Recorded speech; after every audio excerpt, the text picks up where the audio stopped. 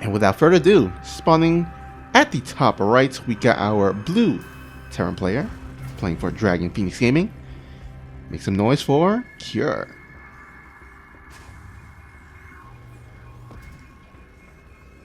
That's right, and his opponent, the red Terran player, playing for Shopify Rebellion, it is Byun.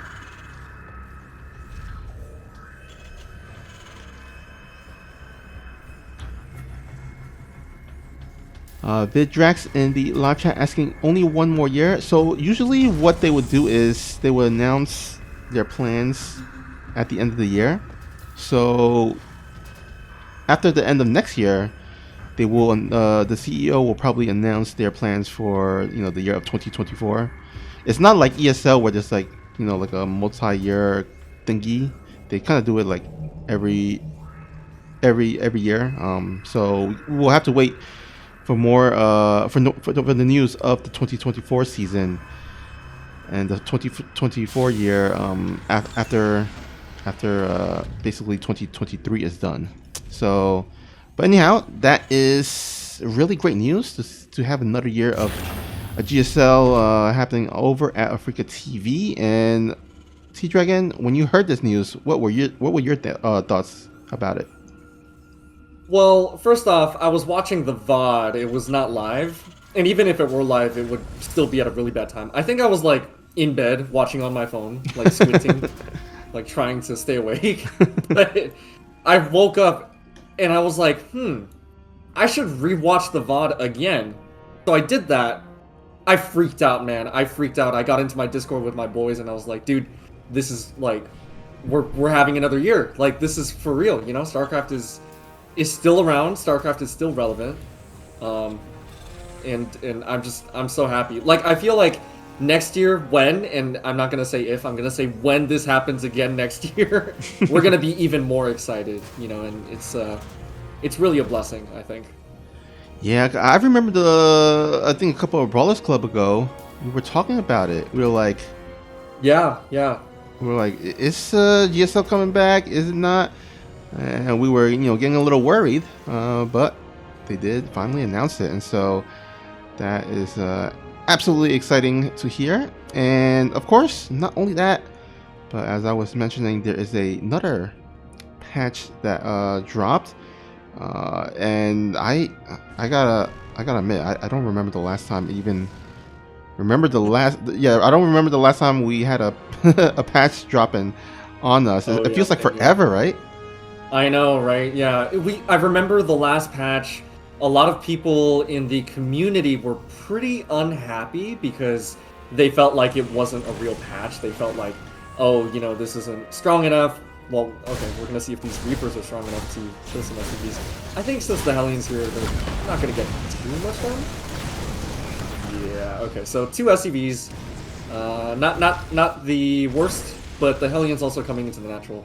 But as we were saying about the, like these games are interrupting our conversation, Snoopy, so we need to stay on topic. We were I'm sorry, I lost our train of thought. We were discussing about the patch note the last time there was a patch note, and you said right. A lot of people were unhappy because it wasn't like a real patch note or a patch. Because maybe it kind of went in the direction that maybe a lot of people had wanted, but it just didn't go far enough in that direction. I remember, a lot of YouTubers were talking about it in that context.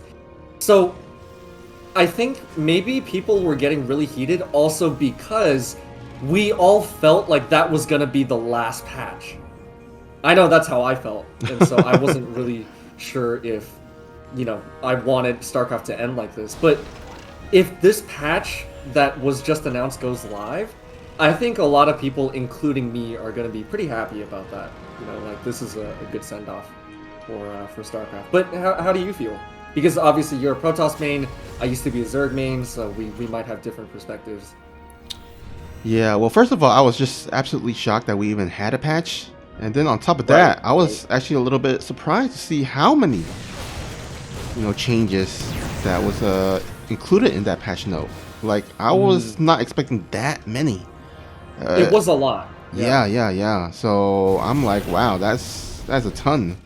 I feel like they kind of like Normally, back in the good old days, would they have a patch dropping like maybe a couple within every year, and then they have like little bits of changes here and there. It feels like Blizzard just like all of a sudden like just decided to just hold off on the patch for pretty much the whole year, and then just like gathered all the changes and just drop it all at once on us. And Right. it just felt like so many changes, and there's gonna be some adjustments for these players as they head into IEM Katowice. They're gonna have a couple of months, like around 2 months or so, I think, 2 or 3 months. I've got, and they're gonna have the time to adjust to it and see if they can adapt to the changes. But it looks like we have a little bit of a drop. Doesn't get too much drawn, gets 6, but at this stage, I think, with Muse and all that, it shouldn't be too impactful.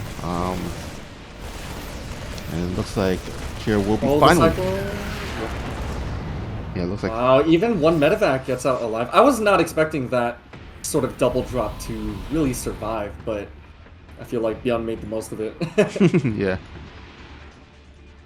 Yeah, I definitely feel you. I really don't think anybody was expecting this much, but, and this is just my opinion. I feel like if there are 3 scenarios that I will sort of, put out as an example. So first scenario is a patch that benefits only lower league players. I don't like that. The second example is a patch that benefits only high level players. I'm okay with that. The third example is a patch that benefits both high and low level players, and I think that is the sweet spot that hopefully we're gonna see in this next patch. Yeah, that's a great point, because there is certain races that do well in the pro scene, but then it's a little different story, down in the ladder side of things. Right. And you know what? I'm thinking over the couple of patch notes, and actually, you know what? I'm just gonna hold that thought for the next game, because I want to get your insight on this. But anyhow, let's get right back into the game, as it looks like Byun is about or looking to try to attack, but looks like Kira does get into position. I mean, yeah, that is 3 siege tank in the kind of the between the bases of the natural and the dirt. Not going to be able for Byun to get in through that unless he actually drops right onto the top. But there is a turret here. The medevac will suffer a couple of damage, but can Byun get into position inside? Oh man. Okay, so we have a liftoff on the CC. We have 2 out of the 3 tanks are immediately disabled. However, a bunch of SCVs are going down while Kira is trying to keep ahead of this drop. The command center is put back down, but the drop goes into the main, gets a couple more SCVs, 15 SCVs for a triple drop. What do you make of that? Do you think that that's worth it? That just seemed like a lot of sacrifices, but he did get 17 SCVs. That is pretty significant. And the question is, does Kira have the ability to go for a counterattack?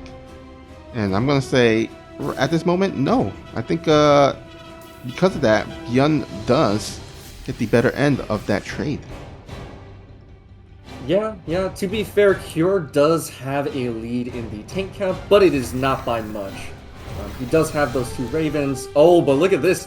Byun's Marines, the reserve Marines over in the back of the 4th base, they're actually, I believe they got a kill? I didn't quite catch that, but I think that they got a kill on the command center. Now, that is definitely worth it. Oh, wow.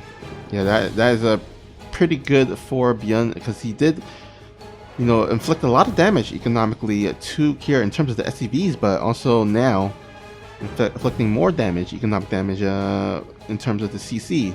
And right now, Byun is at 4 bases. It looks like he is setting up for a 5th base here at the kind of the left mid.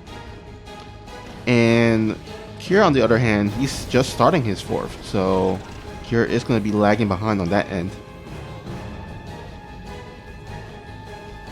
Yeah, it definitely seems like Byun took the lead in this game. His 2-2 is about to finish, whereas Kira's is maybe halfway done. So it is definitely Byun's game to lose. It looks like ooh, look at that, a quad drop. Oh, but are the Marines over at the watchtower going to see it. Looks like Byun is going to sort of route his medevacs away from the watchtower. But now the Marines have come towards Byun's 5th base, which is building on location. Can Byun save it? Looks like, yeah, he will be able to, because he is also dropping into the main. This drop actually goes a little bit uncontested as the tanks siege up and the Marines just gun forward. Look at that, they're actually catching one of Kyr's own tanks as well. Overall, this is pretty much a disaster for Kyr. I would not be surprised if he tapped out right now. His supply is dipping. Things are not looking good for him right now. Yeah, and also there's another group of forces for Byun heading now into that 3rd base, and the tanks are completely vulnerable as all the rest of the units went into the main to defend, and now Byun is going to get on top of this 3rd, and that is going to force Kyr to tap on out. Wow. So I want to get back into the patch note, and I mentioned that, you know, because I'm a Protoss player myself, and so I was like most intrigued by the Protoss changes, and I gotta tell ya, TeaDragon, my favorite patch, my favorite balance change is that they changed the Archon so that it could fit into yeah. You know what I'm talking about, right? I know exactly what you're talking about. Yeah, so for as long as StarCraft 2 has been out and about, you know, the Archons are, you know, let's face it, they're fat. It takes They're about like chunky. Yeah, it takes about like 2 spaces or so for it to fit through the build, through the buildings. And so, you know what would be so annoying is that you have this situation where you recall your entire army, including the Archons, into the main base, and then once you clean up the drop or whatever it may be, you send out your entire army back out so they could go out into the field and fight, right? But then there's always those Archons that just get stuck behind in the natural because they can't fit through those buildings because they're just so fat. Right. And you gotta wait like, for the dude, warpers. Where's half of my army? And then you look in your natural or wherever the wall is, and you're like, oh, it's because these chonky boys, these giant, water balloons are not moving. So. I know, right? Oh wow, I never heard of them being called water balloons, but you're exactly right. They look like water balloons. They're just like fat and chubby, somewhat. Yep. And so now that's not the case. Now they can fit through. Yeah. I think it's definitely a good quality of life change. Yeah. Because technically, I mean, I don't know if people officially call them gateway units, but I mean, you make them from gateway units, so it just sort of makes sense that you would expect them to fit through the wall, right? So it's like units that don't fit through a wall, such as Colossi, they have other methods for moving around. So I really think it's a nice quality of change sort of patch. Yeah, absolutely.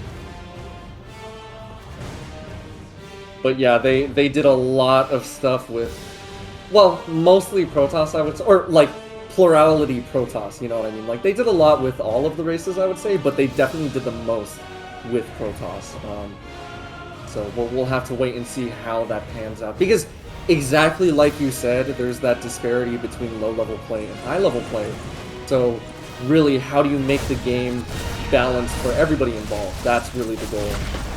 But hold that thought, these Reapers from Kyr are trying to get some damage done. Now they do get a Hellion for their troubles. 2 of them do get out with their lives, but Byun still has the lead with 3 Reapers over on the high ground. So now Kyr is going to try to come back in with another Reaper as well as a Hellion, making for a total of 3+1. They are going to pick off another SCV and a Reaper, actually. Now this is getting a little bit dangerous. Byun is going to lose all of his Reapers. He's trying to produce a Cyclone as well as a couple of Marines, but they're not going to be enough to deal with 3 Reapers, especially because the Reapers outspeed the Marines. So this is actually a little bit dangerous for Byun, I would say. Yeah, he's waiting for that Cyclone to pop on out, and finally it will. And he should be able to clean this up, but not before losing 7 SCVs. Wow. My goodness. Kyr finding that timing and able to take advantage. Now it's time for Byun to go for a little bit of counter himself as he loads on up his Cyclone and 2 Marines. I don't believe it should do too much damage, especially since Kyr has his own Cyclone. Right. But I Doesn't guess look like Kier sees it just yet, but he will now, so he's going to send all of his units back up onto the high ground. Excellent targeting with his Cyclone onto the medevac. Is he going to get it? Oh, no way! That was Okay, so the so medevac gets close. out with 5 health. Beyond the mad lad himself. Oh my gosh. Yeah, this medevac is like, the Puss in Boots. If you are not aware, there's a new Puss in Boots movie here coming out, and the premise of the movie is that he has lost or used up 8 of his 9 lives. Oh, And oh, that's interesting. yeah, he has to deal with it and all that, and yeah, that medevac pretty much used up 8 of its 9 lives, so was just barely Oh, on the yeah. inch of death. Yeah, definitely. But the question is, can cats repair themselves? I don't think they can, unfortunately. Okay, so it looks like Kira's going to set up for a little bit of double-pronged harass. He's got a single drop headed towards the main, as well as a Cyclone and a couple of Hellions on the low ground to sort of distract from the drop. At the same time, he is building a third command center, which is quicker than Byun, so he has definitely taken an economic lead earlier into this game. Oh, but the 2 Cyclones from Byun, sort of with their 6th sense, kind of, sniffing out that, hey, maybe there's something on the low ground, and so they do successfully target fire one of those Hellions. But it looks like Byun is setting up for a drop of his own. Looks like he's just waiting for that tank to pop out of the factory before he commits. Yeah, and we'll have to keep an eye out, though, on that medevac on the right side from Kier, as it looks like Byun will finally move out, and that is the cue there for Kier to move on in. Oh, look at that. Okay, so just a sort of a happy accident where both players met in the middle of the map. Oh my gosh, is Byun actually going to get cleaned up? No, he does have the Vikings, which of course deal bonus damage against mechanical units, but he's also got the drop in the main base, so Byun pulled the SCVs, and they're just, dropping like flies. Look at that. An entire mineral line's worth already going down. 15. Are we going to see 16? Man, those 2 Marines are just running for their lives. They're very happy. They died happy,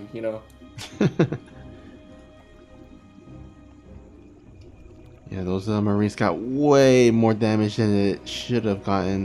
The Viking that Byun dropped to help defend that was not paying attention. Was just staying there still, not entering into the fight. I think he could have saved a lot more SCVs had that Viking had joined up with the defense. But here we go. Byun looking to bring himself back here, as he is in a little bit of a hole. He's down 20 workers. He's gonna drop straight on top of the siege tanks, killing the first one immediately, but his tanks are... Oh, okay, so GG is called.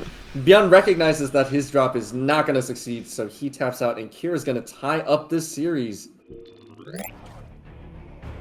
Well, speaking of micro, one of the most micro-heavy units would be the Raven, and the Raven did get a lot of changes, but let's hold that thought as we start game number 3. Yes, and game number 3 will take place on Tropical Sacrifice. This guy, though, he is not looking to sacrifice anything, as he is the Blue Terran with the Happy Star. Make some noise for Kier.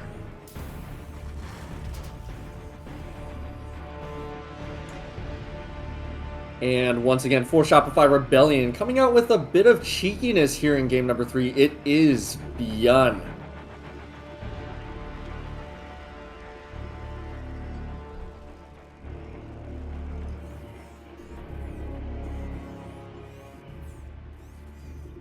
Alright, so this is going to be Proxy 2 racks, which is not as committed as a Proxy 3 racks. What do you think Byun's goal is with this opener? I think it's probably going to be like a mass Reapers. However, I'm not quite sure by like how much Reapers he will make. I think it'll solely depend on how the Reapers do in terms of this initial few minutes or so. If he gets a lot of damage, he can possibly just stop Reaper production and tech straight into factory. However, if he does get shut down, then he's going to be forced to continue making these Reapers in order to defend any potential counterattack. Looks like his first 2 Reapers are going to come up onto the high ground. Now, Cure did, in fact, scout out with his first Reaper what exactly was going on, but he did have the SCVs pre-pulled, and so he's going to deflect the first wave, at least for now. Now, the benefit of Cure's opener is that he does have access to the factory a little bit earlier, meaning that he will not only have Reapers, but he will have a Hellion out on the field soon. Is it going to be soon enough? We do see the SCVs trying to get this around once again on the second wave of Reapers. The Hellion is out now, so it looks like Byun's Reapers are going to back off just for a little bit.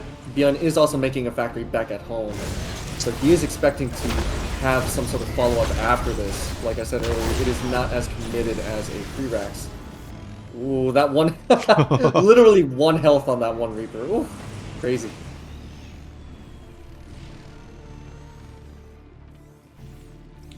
Yeah, all in all, I would say this is kind of pretty even.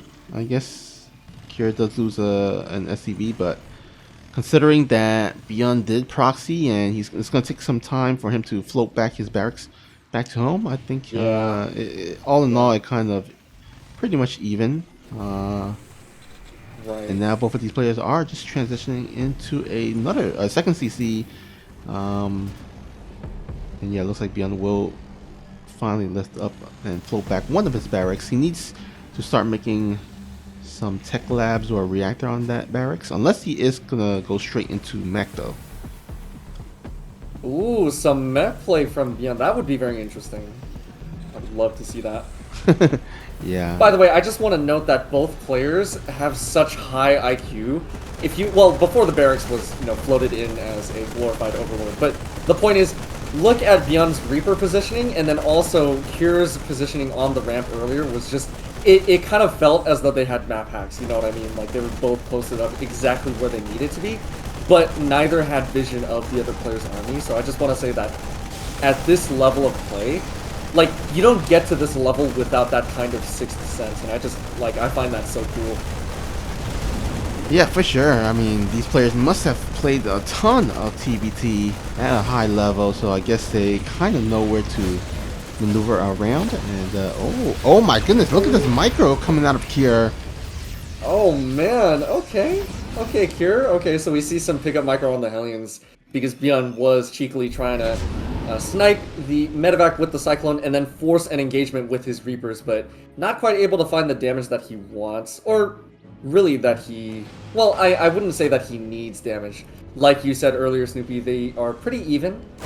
So we do see Cure is starting to mine on the lower, on the natural base location. However, Byun does have a quick third CC, so that is going to benefit him in the long run if he's allowed to mine from it.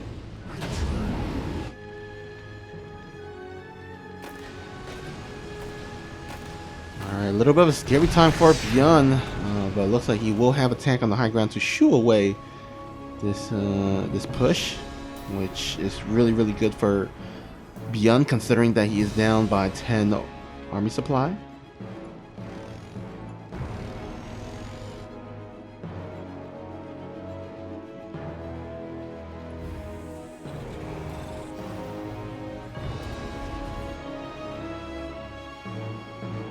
So is Cure actually committed to an attack? It looks like he's setting up with a Raven and a couple of Cyclones, as well as that massive Marines. One tank, I don't think one tank is going to be enough. Yeah, look, the Raven is going to get the disable immediately. There is another tank in the back line, but it's just going to try and shell away at the Marines. However, yep, the Marines just go straight for the mineral line, so they will start targeting some of those SCVs. A little bit of repositioning by Byun, but look at there. Cure smartly just backs up a little bit once again to get out of the tank range, and then Byun gotta replace his tank positioning once again. Oh my gosh, that was a masterclass in how to micro in this map. Did you see that? First off, the Cyclone targeting. Second off, you had you had Cure's medevac picking up individual Marines that were targeted by the Cyclones. That was, wow. Just squeezing every little bit of value from those individual Marines. Very, very well played. Now, we are going to see a little bit of a drop into the main. We see some, counter aggression Counter Micro with the medevac from Byun as well. Oh, one Cyclone does actually go down, but it looks like Kier is committed. These two tanks are just going to walk up the ramp. They're going to gun down the first tank. Second tank over in the back, joined by a third for Byun, are not sieged up, so the SCVs are forced off the line for a moment. We also see a Cyclone in the main base, dealing yet another drop's worth of damage. A couple of SCVs are going down. That Marine is going to be a hero once it finishes off the medevac. Well, no, I think the Vikings stole the kill, but that's okay. Oof. That was quite hurtful for Byun, just suffering a ton of damage to that attack. And now we have about 1k resources of lost minerals and gas for Byun compared to Kier. So Kier is quite healthy. I mean, he's got his third CC already up and running. Let's take a look at the income graph here. Yep, a huge spike here for Kier. We did see a little bit of a bump for Byun, I think, because he dropped some mules, but pretty much the majority of the economic edge does favor our blue Terran. Okay, Byun once again going for some drop play. Did the scans? I think the scan might have seen it, and actually this is going to give Kier's Marines a little bit of an opening to contest this third base location. Yep, okay, so the third command center is going to be forced to lift off immediately. Wow, look at that. Kier just on top of a lot of different things right now, and I'm sure that Byun is feeling the squeeze. He's going to try to commit. Oh, okay, and once again, he, just like in the last game, he's going to recognize that his drop is not going to work, and he taps out immediately. We had like the, I don't know, the 25 or 20 second, whatever it was, the 20-second kiss of death over in the middle of the map. That was that was pretty interesting. Okay, so I guess nothing too crazy starting off. Because I saw something was happening in the middle. I was like, oh, someone's trying to proxy or something, or I don't know what's happening. I feel like maybe, you know, because both players, I'm not sure if this supply depot opening is like, you know, I don't know if this is a normal sort of placement for both players, but they basically mirrored each other just now, where they sent out two SCVs really early, and then both of them simultaneously sent them back. I think both players realized, oh, we're both doing the same proxy, and so they both just went back home or something like that, something crazy like that. Okay, it makes sense. Yeah. By the way, one of the live viewers asking, isn't this match supposed to start 25 minutes from now? Now normally our Brawlers Club starts at 2 or 3 a.m. Eastern time. However, today's Brawlers Club has curiously started at 1 a.m. Eastern time. So, you know, about 1 or 2 hours earlier than our normal Brawlers Club start time. But hey, it all is in good fun. Who doesn't love some StarCraft on a Friday night or Saturday early morning, right? Oh, hell yeah. Most definitely, especially for us in the US. It's a little bit better since it's a little bit earlier. Speaking of early, these two Reapers apparently catching Kier a little bit off guard, as his two Reapers are still headed over to the main base of Byun's, but already Byun is over in the main base of Kier, dealing a little bit of damage. Could it be too much now? Ooh! Nice surround with the SCVs. I believe that Kier was a little bit distracted on the other side of the map, so 5 of his SCVs do go down, but he does get a couple of Reapers for his troubles. However, Byun's last Hero Reaper is going to get a little bit more damage done. Oh! Oh no. Oh wow. Finally the Cyclone. Oh, it even gets the grenade. The FU from the grave, you know? Oh my goodness. 3 Reapers for 8 SCVs, and I think Byun should be very happy about that. Oh yeah. Are we gonna get a game 5? It's too early to say, but I'm hopeful. Well, things are certainly looking great for Byun to do so. I guess, you know, again, in StarCraft 2 is not how far ahead you get. It's if you can close it out. So yep. We have seen many times a player, one player gets really far ahead, but you know ends up losing because of some mistakes here and there, or they got too overconfident. You never know. StarCraft 2 is a very volatile game, and anything can happen. Yeah, definitely. And like you said, it is useless if you're ahead if you cannot close it out. And so I feel like that's why maybe a lot of players dislike, turtling and fighting against turtles. But, regardless, it is a part of the game.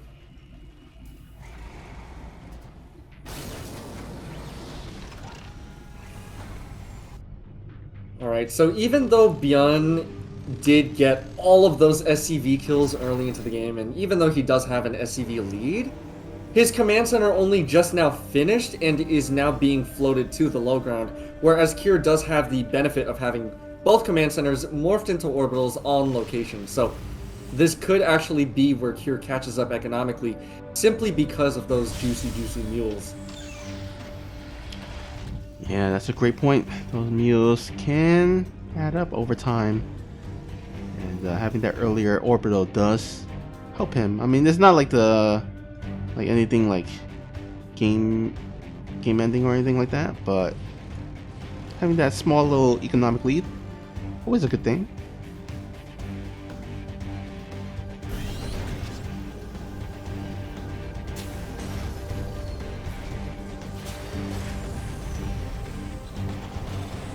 Oh, Byun taking a bit of a risk, building the third command center on location. So he wants to establish map control, he wants to do a little bit of harass, and at the same time, take his command center on location. I like that move a lot. I don't know if you remember that old trifecta of StarCraft, like, when your opponent attacks, you defend.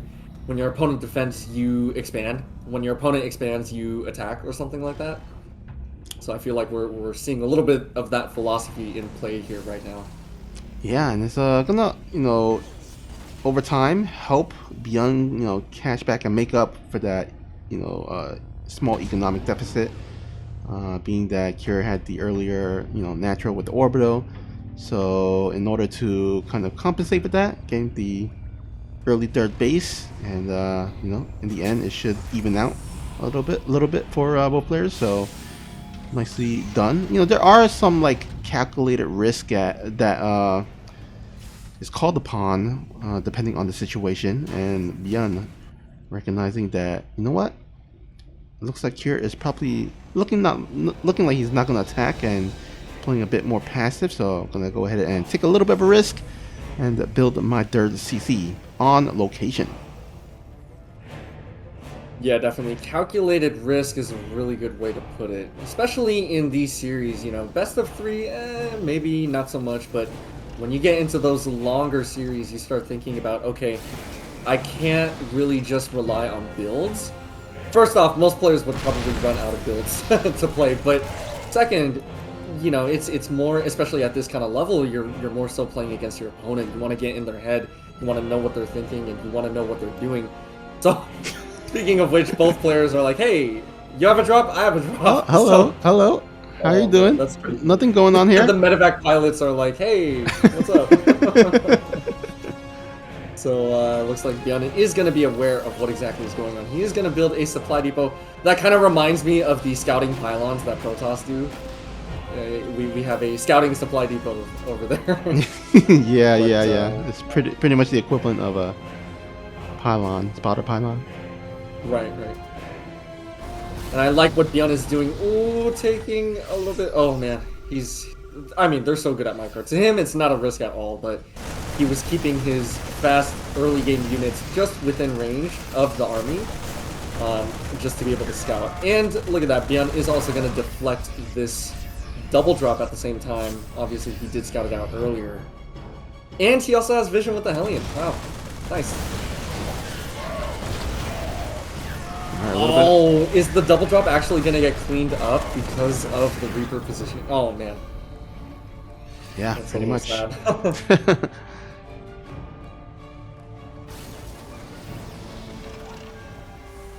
Those Marines were thinking to themselves, oh, okay, we're going to do a spec ops attack. We're going to sneak into the main, get a bunch of damage done. Oh, hold that thought. Byun is actually in a little bit of trouble. Oh, that is one of the dangers of this matchup. You don't watch your units for just a second as they go up a ramp. They're going to get absolutely annihilated by the opponent's stimmed Marines. So actually, Kier is going to force Byun all the way back to his main. Look at that, even his drop has to come all the way back home, so it's not like Kier got a lot of damage done, but he did force Byun to respond pretty drastically. Yeah, that was a really good play there. A couple of seconds for Kier as he does pull ahead in the army with that maneuvering. He's still a little behind on the worker count, but if you're ahead on the army, then it kind of balance things out. And, oh my god, catching another tank there. Can he get another one? He will. No way. And this is really important. You know, the Marines, they are not nearly as important as the tanks. However, Kier does not have any Marines left, so his tanks are going to be vulnerable to this tiny little drop.